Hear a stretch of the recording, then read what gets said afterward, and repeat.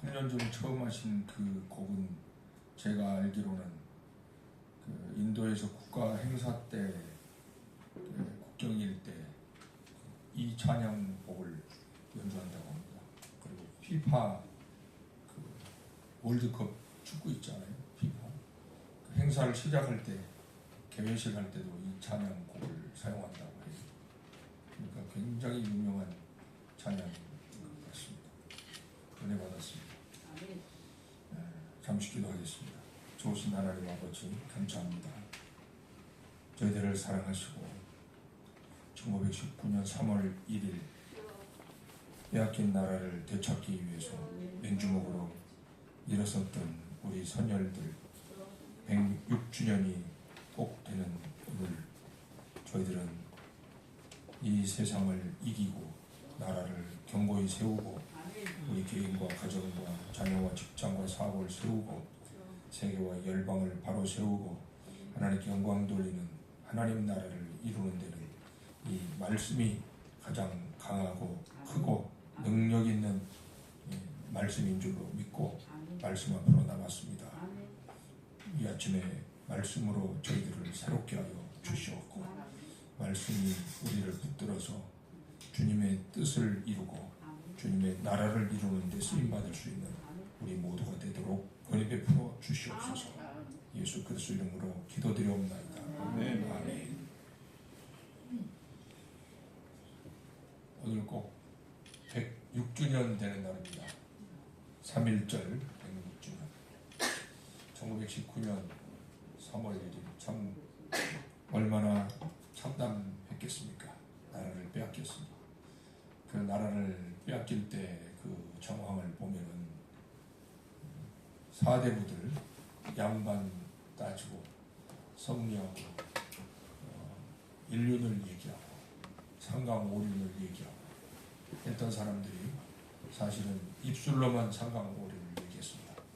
상강오륜. 저도 어렸을 때는 열심히 상강오륜을 배워서 지금도 기억이 납니다. 삼강하면은 부위 자강, 아버지는 아들의 모범이어야 하느니라. 군위 신강, 임금은 신하의 본이 되어야 하느니라. 부위 부강, 지아비는 지엄이의 본이 되어야 하느니라. 하고 또 오륜도 잘 아시죠? 부자 유친이다, 군신 유이다 하면서 오륜들. 그런데 실제로 들어가 보면은 그 마음속에 윤리가 있는 것이 아니라 권력에 대한 욕심, 돈에 대한 욕심, 명예에 대한 욕심 이런 것들이 있어서 그들은 학파를 만들고 그 학파가 더 강하고 정권을 잡을 수 있는 세력이 이루어지면은 더 약한 학파를 밀어내고 자기들이 주권을 잡고 또 임금도 좌지우지하는 그런 사대부들. 그런데 실제로 그들은 거기에만 붙들려 있었고 진정 나라를 생각하는 마음이 없었기 때문에 일본에서는 일찌감치 명치유신을 하고 나라의 그 세계화를 위해서 활동을 하고 하는 것도 알지 못하고 있다가 결국은 일본이 청일전쟁에서 이기고 러일전쟁에서 이기고 그리고 우리나라가 확 삼켜버리는데 꼼짝 못하고 아예 임금님 도장, 그것도 가짜 도장이겠지만 가짜 도장 우리 스스로 갖다가 찍어주고 나라에 외교권 넘기고 국권 넘기고 다 넘겼습니다. 가진 사람들, 돈과 권력에 사로잡힌 사람들, 이 사람들은 그렇게 나라를 빼앗기고 그리고는요 많은 산도 받고 땅도 받고 농토도 많이 받고 돈도 많이 받고 거기다가 자귀를 받았습니다.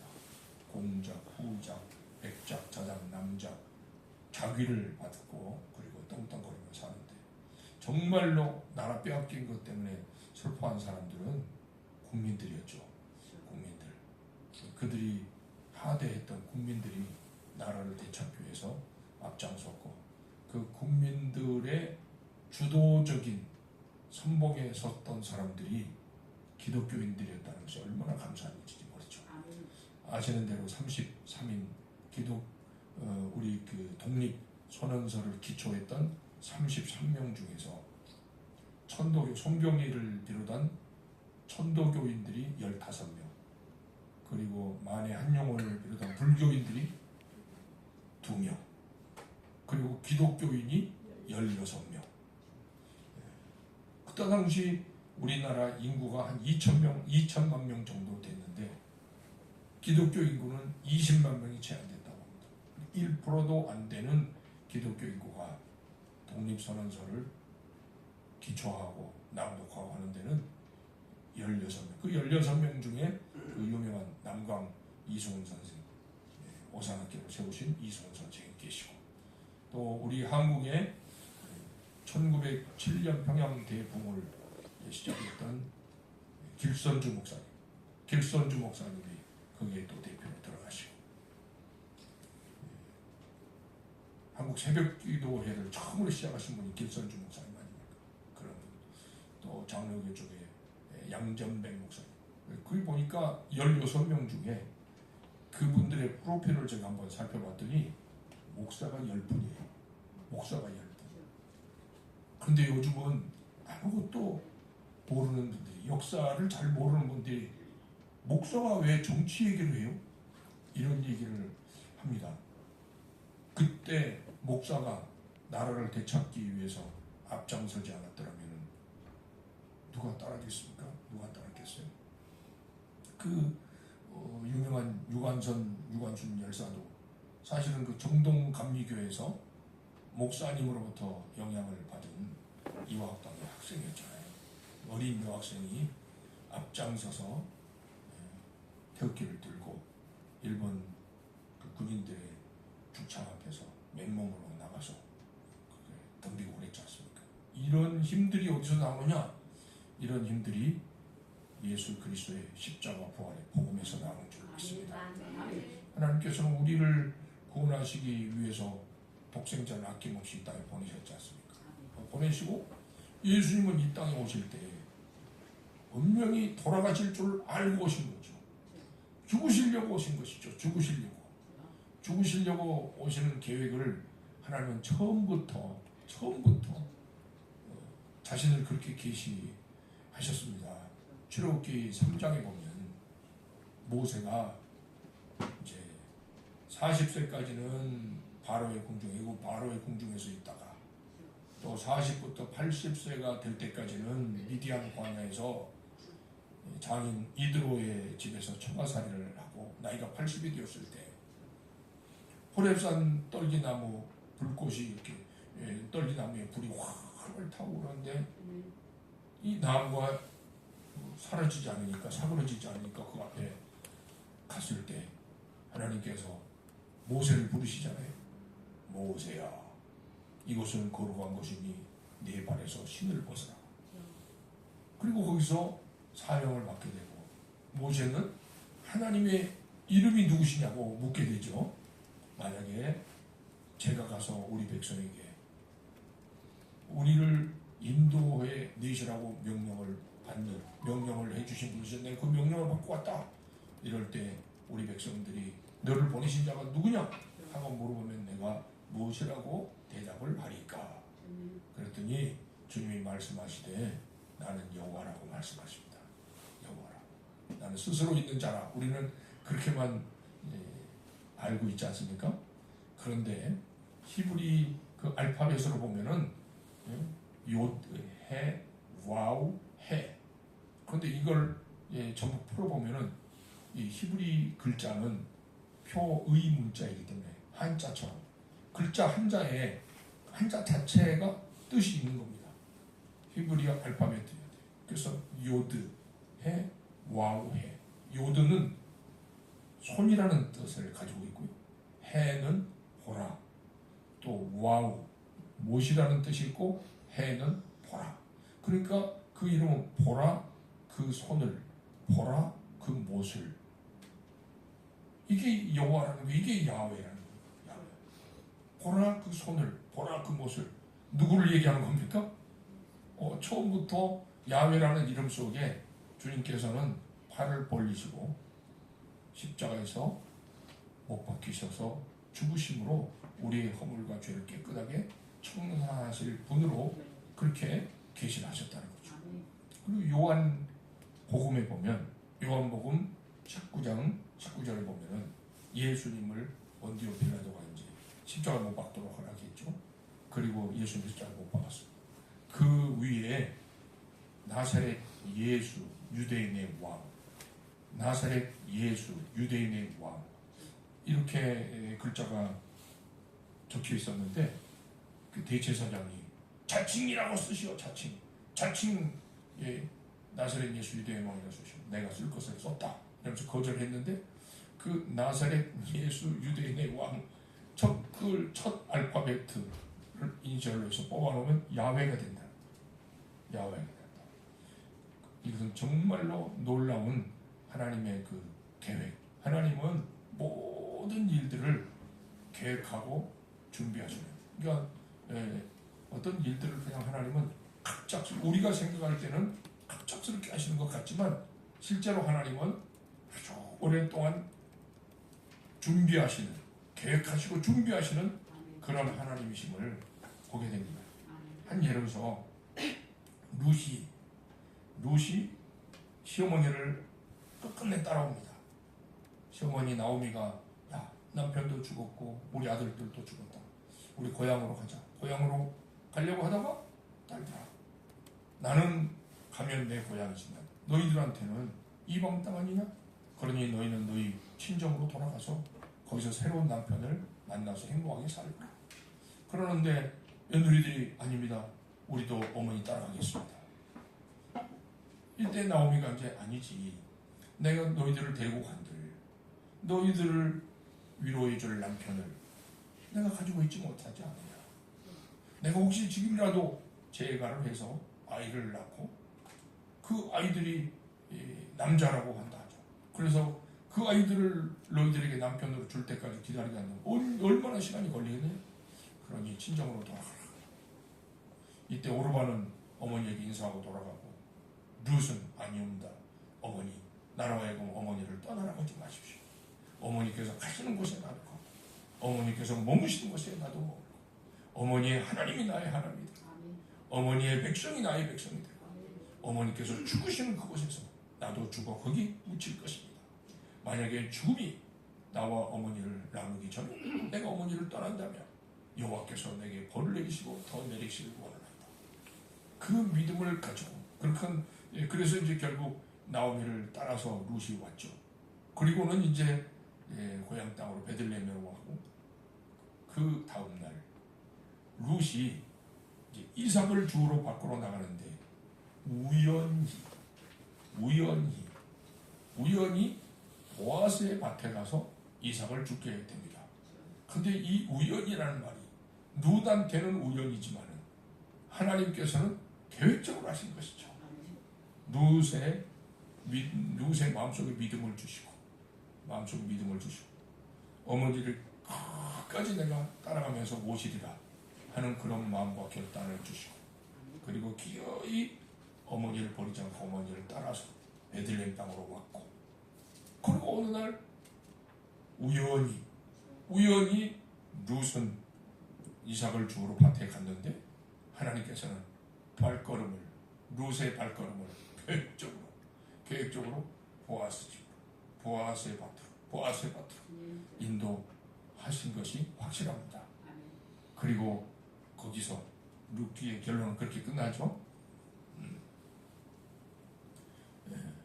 베레스는 헤술을 낳고 헤술은 남을 낳고 남은 아미나답 나손을 낳고 살몬은 보아스를 낳고 보아스는 오벳을 낳고 오벳은 이세를 낳고 이세는 다윗을 낳으니라.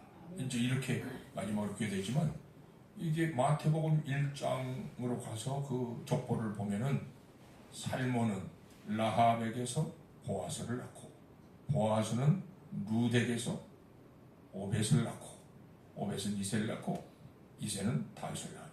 이렇게 기록하고 있지 않습니까? 이 모든 것이 하나님께서 처음부터 계획하신 일이라는 것을 보여주게 됩니다.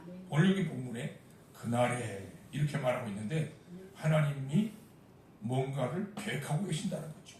그날을 하나님이 준비하고 계신다는 거죠. 우리는 창세기부터 요한계시록을 쭉 읽어보면서 그날은 이제 하나님의 구원의 역사를 마치시는 날이다. 구속사가 끝나게 되는 날이다. 그날이다.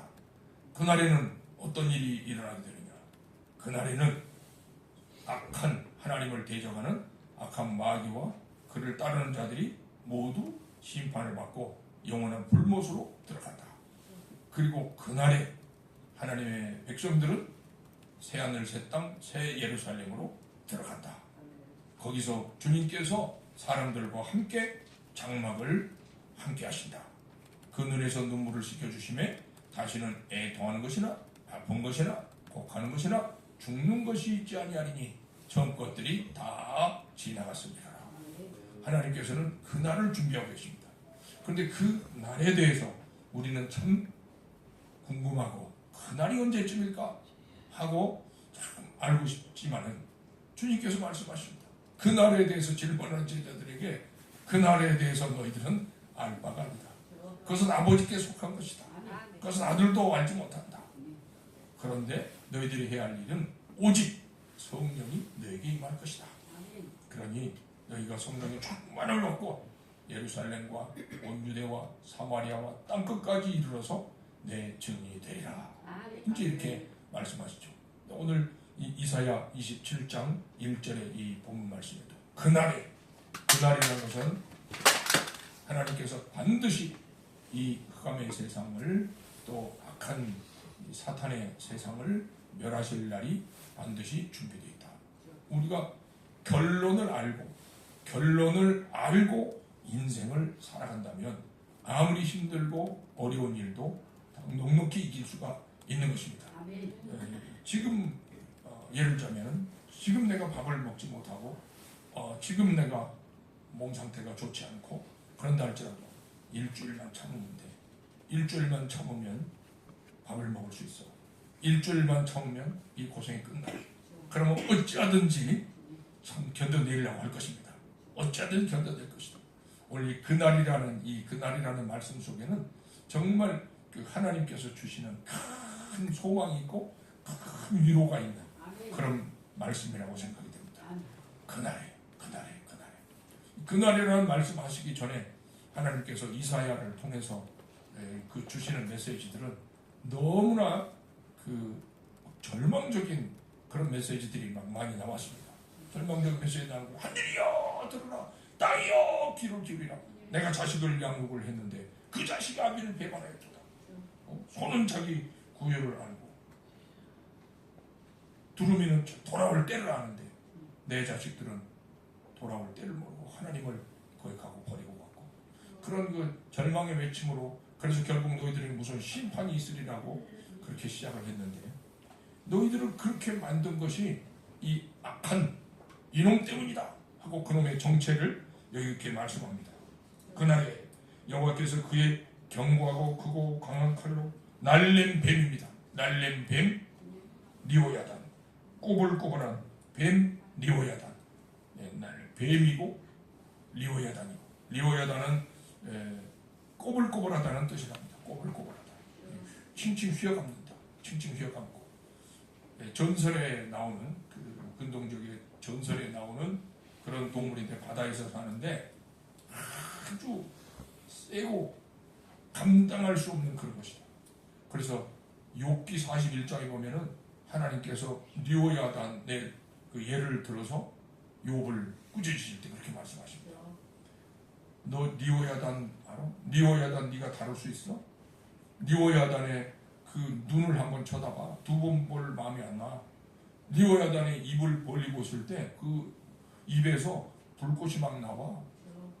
그의 가슴팍이 얼마나 다른 동물들은 배가 약하잖아요. 등이 강하지만 배가 약한데 리오야단은 등만 강한 게 아니라 배도 강해. 그래서 맷돌 아래짝 같아. 뭐 어떤 창으로 찌를 수도 없어. 뭐 갈고리로 아가미를 깰 수도 없어. 낚시로 낚을 수도 없어. 누가 그것을 잡고 누가 그것을 훈련시키겠어. 이런 리오야단 이런 것이 바다에서 사는데 모든 존재들이 리오야단을 두려워해. 리오야단을 이길 수 있는 게 아무것도 없어. 그래서 하나님 말씀하시기를 그 리오야단 내가 만들었다. 이러시는 거예요. 그걸 하나님 만드셨다. 그러니까 하나님은 더 강하고 높고 위대하신다는 말입니다. 사람이 이길 수 없는 그 리오야단, 그리고 이 리오야단은 날래가 많아요. 얼마나 날래인지. 결국 이 리오야단을 우리는 답부터 이제 생각하고 한다면 리오야단은 사탄을 의미하는 거겠죠. 1차적으로는 뭐 애굽이다, 또 아수르다, 바벨론이다. 이제 물론 우리 눈으로 확인할 수 있는 것은 이 리오야단이 움직이는 세상입니다. 움직이는 세상이 처음에는 애굽이요, 아수르요, 바벨론이요. 그래서 요한계시록 가면은 무너졌도다 큰성 바벨론이요, 이렇게 얘기하고 있죠. 그러니까 리오야단이 다스리는 세상은 결국 망하게 된다. 마귀가 주장하는 세상은 결국 망하게 된다. 이 마귀가 주장하는 세상은 요한일서 2장 15절 16절에 있는 말씀처럼 이 세상에 있는 것들은 육신의 정욕, 안목의 정욕, 이생의 자랑, 이것으로 사람들을 공격하는데 얼마나 순식간에 점령하는지 몰라요. 참 그 마귀가 사람을 공격하는 데는 한순간입니다. 한순간. 그 잠깐의 틈입니다. 그 베드로전서 5장에도 있는 것처럼 마귀가 삼킬 자를 찾아서 우는 사자처럼 헤맨다고 했는데 얼마나 빠른지 사람의 마음속에 약간 틈만 있으면 막 파고듭니다. 한 예를 들자면 다윗 보십시오. 얼마나 하나님을 뜨겁게 사랑하는 사람입니까? 성경을 아무리 읽어봐도 구약 성경에서는 다윗보다 더 하나님을 사랑하는 사람이 있을까 싶을 정도입니다. 다윗보다 하나님을 더 사랑하는 사람은 찾아보기 어려울 것 같아요. 왜냐하면 전쟁에서 그 수없이 많은 전쟁에서 이기는데 이기는 전리품들을 몽땅 다 하나님께 바칩니다. 하나님의 성전을 짓고자 하는 열망이 너무 뜨거워요. 이스라엘 사람들이 1000년 동안 부른 노래들이 150편을 엑기스로 쫙 모았는데 그 중에서 73편이 다윗이 부른 찬송이에요. 이 말 하면은 구약에 있는 모든 인물 중에 가장 뜨겁게 하나님을 사랑하는 사람이 다윗이라 하는 것에 대해서 누구도 아마 이를 달기 어려울 거예요. 그런 사람한테도 다윗이 어느 한순간 어느 날 오후에 부하들은 암몬과 싸우러 나가 있고 자기는 왕궁에서 여유있게 오후 시간을 거닐고 있을 때 왕궁에서 내려다볼 수 있는 마을의 저 한쪽에서 한 여인이 목욕하는 모습을 보는 그 순간에 이 리오야단이 확 탐타고 들어가서 다윗을 무너지게 만들고, 그리고 그 사건으로 인해서 집안에 얼마나 무서운 평지풍파가 일어납니까? 우선 본인 자신도 괴로워서 견딜 수가 없었죠. 그런 가운데 암논이 다말을 범하는 그런 정말 있어서는 안 되는 그런 일들이 생기고, 압살롬이 암논을 죽이는 일이 생기고, 밧세바 사이에서 처음 난 아들이 죽고 나중에 아도니아까지 죽는 이런 일들이 4명의 아들이 죽고 4명의 아들, 아버지는 불명예를 얻게 되고 그런 일들이 있어집니다. 이 리오야단이 한번 확 얼마나 날랜지 모든 사람들을 쫙 바라보고 있다가 한순간 틈이 나는 순간에 확 들어가서 이렇게 파고드는 그런 정도로 번갯불 같이 빠르다, 이렇게 생각하면 될 것 같아요. 그러니까 이게 오늘날 보면 아이들한테 전부 그 엄마들이 바쁘면 애들한테 스마트폰 이렇게 안겨주거든요. 이 스마트폰은 리오야단이 아이들을 확 삼키는 가장 좋은 도구라 저는 그렇게 생각이 듭니다. 이런 설교를 해줘도 이제 젊은 성도들이, 젊은 엄마들이 어떻게 하지 못하고 그냥 아이들한테 스마트폰을 이렇게 쥐어주게 되거든요. 나중에는 이제 걷잡을 수 없는 그런 상황도 벌어지게 될 것입니다. 아무튼 날랜 뱀이다. 사탄은 날렵니다. 그리고 꼬불꼬불합니다. 꼬불꼬불해. 그러니까 이 꼬불꼬불하다는 건 뭐냐? 정의가 없다는 겁니다. 이혈령 비혈령. 오늘날 그 한국 사람들 법 적용하는 것 보면 그래요. 분명히 헌법이 있는데 자기들 유리하게 싹 이렇게 해석을 해요. 또 이쪽이 유리하면 이쪽으로 또 싹 해석해요. 가만히. 제가 예수 믿기 전에 저도 몇 번의 법서는 그래도 봤거든요. 그런데 요즘 그 재판관들이 법 적용하는 거 보면은 참, 이 법대로 하고 있나? 법대로 하고 있다는 생각이 잘 안 들어요. 재판하는 그 시간 속도도 그렇고, 또 재판할 때 어떤 판결을 내리는 그런 것도 그렇고, 이 사람들의 기준이 법이 기준이 아니구나. 법이 기준이 아니야. 뭔가 말할 수 없는, 드러나지 않는, 뭔가 드러나지 않는 자기들의 어떤 줄이나 사상이나 어떤 인맥이나 어떤 이익이나 이런 것과 관련이 있는 판결을 내리는구나. 이렇게 맞아요. 이렇게 세상의 어떤 돈이나 권력이나 이런 것과 뒤얽혀지는 거죠. 옛날 이방원이가 정몽주한테 그 하여가라고 회유를 하지 않습니까? 이런들 어떠하리 저런들 어떠하리 만수산 드렁치기 얽혀진들 어떠하리 우리도 이같이 얽혀져서 100년까지 누리리라. 자, 그걸 위해서 그 권력을 잡기 위해서 동생들도 이복 동생들도 막 죽이고 피터지게 그렇게 하고 있어요. 조광지 철호하고도 그냥 사이가 안 나. 그렇게 하잖아요. 그러니까 돈과 권력으로 뒤엉키고 세상의 쾌락과 명예로 뒤엉키는 꼬불꼬불한 배. 사탄의 공격무기.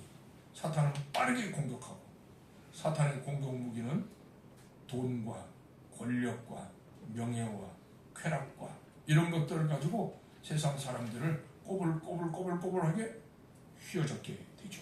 거기 한번 결박당하면 뭐 뱀한테 이제 확 그 뱀이 똘똘똘똘 자기 먹이를 큰 어떤 자기 먹잇감을 잡을 때는 막 꽉 이렇게 뺑뺑 돌아가지고 조여서 그리고 결국 그걸 삼키고 그러지 않습니까? 그런 것을 꼬불꼬불한 뱀이에요. 꼬불꼬불한 뱀. 이 리오제자니 바다에 있는 용을 줍니다. 바다는 요한계시록에 의하면 세상을 상징하고 있습니다. 세상. 그러니까 온 세상이죠. 이 세상에 있는 모든 문화 또 정권 이런 것들을 말하죠. 그것이 에베소서에는 우리의 씨름은 혈과 육에 대한 씨름이 아니라 정사와 권세와 이 어둠의 세상 주관자들과 하늘에 있는 모든 악한 영들 이런 것들로 온 세상이 움직여져 가고 있지 않습니까? 이 세상에서 이제 주도권을 잡고 있는 것이 용이죠. 그런데 이 용을 주님께서는 그날에 벌하실 것이다. 죽이실 것이다. 벌하시고 죽이신다 하는 겁니다. 그러니까 주님 품에 하나님 품 안에 있는 사람, 하나님을 내 안에 나의 왕, 나의 주로 모시고 있는 예수 그리스도를 나의 주, 나의 왕으로 모시고 있는 사람은 이미 주님께서 이겨놓으신 싸움을 싸워나가고 있는 것이다 하는 것을 우리는 확신을 가질 수가 있는 것이죠. 그날에 주님께서 벌하실 것이다. 그 날랜 뱀이다. 꼬불꼬불한 뱀이다. 그런 뱀, 바다에 있는 용이다. 바다에 있는 용. 누구도 상대에서 이길 수 없는 그런 존재다. 어떤 피조물도 이 류여단 이길 수 없다. 용을 이길 수 없다. 그런데 그날에 하나님께서 그것을 벌하실 것이다. 그리고 그것을 죽이실 것이다. 하고 말하고 있는 거죠. 그러면 그것을 죽이시는데 뭘로 죽이실 거냐? 그날에 죽이시는데 뭘로 죽일 거냐? 죽이실 것에 대한 얘기가 그의 견고한 칼, 큰 칼, 강한 칼, 칼로 죽이신다. 칼로 죽이시는데 견고한 칼이다. 강한 칼이다. 강한 칼이다. 또 큰 칼이다. 이렇게 말씀하죠. 견고한 칼이다. 그러니까 견고하다는 것은 그 어떤 것으로도 막을 수 없다. 뚫을 수 없다. 깨뜨릴 수 없다. 견고하다. 그 어떤 것으로도. 하나님의 말씀은 천지는 없어져도 하나님의 말씀은 1.1도 없어지지 않냐고 반드시 이루어진다고 하셨습니다. 하나님 말씀 결국 이 견고한 칼, 강한 칼, 이 칼이 바로 하나님의 말씀이다. 또 큰 칼이다. 이 큰 칼이 도대체 얼마나 큰 칼일까? 이 칼이 얼마나 큰 칼일까? 생각해 보니까 이 칼에 대해서 묵상을 해보니까 칼이 우주보다 더 커요. 왜 우주보다 더 크냐? 창세기 1장에 보면은 태초에 하나님이 전체를 창조하시니 땅이 온돈하고 공허하며 흑암이 깊음이 있고 하나님의 영은 수련에 운행하시니라. 하나님이 가라사대 빛이 있으라 하시매 빛이 있었고 그 빛이 하나님 보시기에 좋았더라. 하나님이 빛과 어둠을 나누사 빛을 낮이라 부르시고 어둠을 밤이라 부르시니라. 저녁이 되고 아침이 되니 이는 첫째 날이니라. 하나님이 가라사대 물 가운데 궁창이 있어 궁창 아래 물과 궁창 위에 물로 나누게 하리라 하시니 그대로 되니라. 하나님 저녁이 되고 아침이 되니 이는 둘째 날이니라. 하나님의 말씀으로 그냥 탁탁한 흑암 속에 빛을 쫙 드러내시는 거예요. 온 세상이 물로 꽉 찼는데 하나님이 말씀하셔서 궁창을 그 안에 쫙 만드시는 거예요. 그러니까 하나님의 말씀보다 더 큰 게 어디가 있습니까? 하나님의 말씀이 우리가 눈으로 보는 우주와 보이지 않는 모든 영적 세계보다도 하나님의 말씀은 큰 하나님의 칼이다. 이 하나님의 말씀이 칼이라는 것은 에베소서 6장 17절에 그렇게 말하잖아요. 구원의 투구와 성령의 검 곧 하나님의 말씀을 가져라. 성령의 검, 하나님의 말씀. 이 말씀이 우리는 검하면은 그냥 두 날 가진 군인들이 과거의 군인들이 고대 군인들이 사용하는 양날의 검 이걸 생각하는데 이 하나님의 말씀은 그렇게 그냥 단정할 수 없는 그 크기를 헤아릴 수 없는 큰 말씀이십니다. 우주보다 큰 말씀이다. 우주보다. 그러니까 어떤 과학으로도 이 하나님의 말씀을 다 풀어낼 수가 없습니다. 아무리 과학을 깊이 연구해도 과학으로 이 하나님 말씀을 다 풀어낼 수가 없어요. 하나님의 말씀은 살았고 운동력이 있는 말씀이어서 살리는 말씀이고 또 심판하시는 말씀이에요. 큰 말씀. 큰 말씀이고 또 그 말씀은 크고 강한 말씀. 견고하고 크고 강한 말씀. 강하다. 강하다는 것은 어떠한 대적들도 그 칼로 한번 맞으면은 다 무너질 수밖에 없는 거죠. 다윗이 물맷돌 하나 가지고 골리앗을 꽈장 넘어뜨린 것처럼 우리 주님께서 우리에게 허락하신 이 말씀, 한 절의 말씀, 좋기 한 절의 말씀이면 얼마나 강한지 한 절의 말씀 가지고 마귀는 그 앞에서 굴복당하게 되어 있습니다. 한 절의 말씀으로. 전에도 말씀드렸지만 그 한 절의 말씀 때문에 제가 회개하게 되고 한 절의 말씀 때문에 우리 김동진 목사님으로부터 그 배운 한 절의 말씀 요한복음 5장 24절 그 한 절의 말씀 때문에 제가 구원의 확신을 갖게 되고 또 한 절의 말씀 아가서 2장 15절 한 절의 말씀 때문에 12월 31일 날 제 곁을 떠난 제 아내와 함께 44년간을 지내왔는 그 기간 동안이 제 곁을 떠나면서 이런 그 얘기를 남기고 갈 수 있었습니다. 당신하고 함께하는 시간이 참 행복했습니다. 고마웠습니다. 그 얘기를 하고 떠나는 거예요. 근데 저는 원래 그런 사람이 못 됩니다. 그냥 처음에는 힘들게 하고 막 그랬던 사람이에요. 그랬던 사람이 그렇게 된 것은 한 절의 말씀.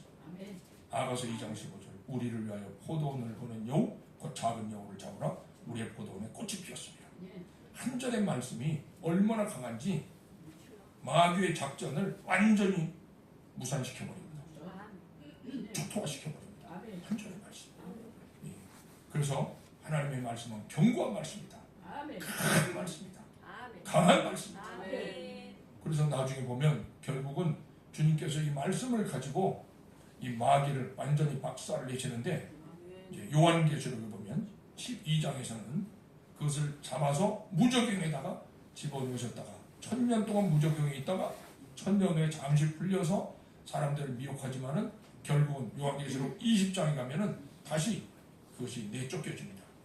뱀, 마귀, 사탄, 용, 이게 이제 리와에다 있죠. 마귀, 뱀, 사탄, 용, 이것이 완전히 붙들려서 그의 선지자들과 그 모든 따르는 무리들이 다 함께 영원한 불못으로 떨어지게 되죠. 영원한 불못으로 던져지게 돼요. 그러니까 오늘 이 본문 말씀대로 하나님께서 그 견고한 칼, 그 큰 칼, 그 강한 칼로 마귀가 세상 사람들을 유혹하고 흔들고 삼키고 문란하게 하고 혼란스럽게 하고 그 육신의 정욕과 이생의 자랑으로 온 세상을 뒤범벅을 만들고 있지만은 그러나 결국 그날에 우리 주님께서 마귀의 세력을 결박시키고 벌하시고 죽이시게 될 것이라는 약속의 말씀이죠. 오늘 나라를 사랑하는 많은 분들이 지금 광화문에 가서 오늘 집회한다. 저보고도 오라고 그랬는데 저는 못 간다고. 더 귀한 일을 나는 해야 된다. 더 귀한 일이 뭐냐? 출애굽기 17장에 보면은 여호수아는 병사들을 이끌고 아말렉과 싸우러 나갑니다. 싸우는 일이 분명히 필요하죠. 앞장서서 칼을 들고 적과 싸워야죠. 일이 필요하지만 그러나 현장에서 싸우는 사람이 이길 수 있도록 만드는 그 에너지는 모세의 두 손 든 기도에서 나온 거죠. 모세의 두 손 든 기도. 그 두 손이 올라가면 현장에서는 이기고 손이 내려오면 현장에서 밀리고. 그러니까 잘 아시는 대로 아론과 홀이 모세를 앉혀놓고 양쪽 손을 들어줄 때 결국 완전한 승리가 여호수아에게 주어졌던 것을 우리는 압니다. 저 오늘 이 일은 정말로 우리 마음속에 뜨겁게 하나님을 사랑하는 일이고 뜨겁게 나라를 사랑하는 일인 줄 믿습니다. 뜨겁게 나라를 사랑하는 일. 오늘 말씀이 우리를 완전히 사로잡아서 우리의 삶이 우리의 영이 하나님의 말씀으로 꽉 채워지고 우리 인격 속에 지성도 있고 감성도 있고 의지도 있는데 꼭 이 사람을 엉뚱한 방향으로 끌고 가는 게 가만히 보니까 감성은 감정. 조명하고 어린아이들이나 어른들이나 남자나 여자나 할 것 없이 자기가 좋으면 하려고 해요. 싫으면 안 하려고 해요. 여기에다가 어떤 행동의 기준을 두고 판단의 기준을 두고 이것을 몽땅 다 오늘 내려놓고 하나님의 말씀이 우리 지성을 컨트롤하고 하나님의 말씀이 우리의 감정을 컨트롤하고 하나님의 말씀이 우리의 의지를 컨트롤해서 하나님의 그 말씀이 우리의 영에 확 채워짐으로 영이 말씀에 채워진 영이 우리의 지성과 감성과 의지를 컨트롤하고 우리의 모든 시각, 청각, 후각, 미각, 촉각을 컨트롤하고 이렇게 나갈 때 주님께서 우리를 붙드시고 여호수아가 아말렉을 박살낸 것처럼 모든 이 세상에 만연되어 있는 비진리들을 깨뜨리고 박살내고 하나님의 나라를 이루게 하시고 우리를 통해서 이 땅에 하나님의 뜻이 이루어지고 하나님의 나라가 이루어지도록 만들어 주실 줄 믿습니다. 그러니까 저와 여러분 오늘 사명감을 가지고 이 자리에 모십니다. 사명감을 가지고 나 혼자만 은혜 받고 끝나는 것이 아니라 나로 인해서 우리 가정이 또 내 교회가 그리고 이 나라 이민족이 강력한 하나님의 나라가 되고 하나님께 영광 돌리는 나라가 된다는 확신 가지고 오늘 이 복된 날 3.1절 성경 통독하는 이 시간이 우리에게 풍성한 은혜가 채워지는 복된 날 되시기를 축복합니다. 아멘. 좋으신 하나님 아버지 말씀으로 우리를 사로잡아 주셔서 세상의 모든 만연된 흑암의 세력들을 물리치고 하나님의 나라와 하나님의 뜻이 이 땅에서 우리 심령에 우리 가정에 우리 교회에 이 나라 이민족 속에 또 우리를 통해서 세계와 열방이 하나님의 뜻이 이루어지는 세상으로 하나님의 나라가 이루어지는 세상으로 변화되는 은혜가 있게 하시고 그 출발점이 이 자리에 있도록 도와주시옵소서. 예수님 이름으로 기도드립니다. 아멘.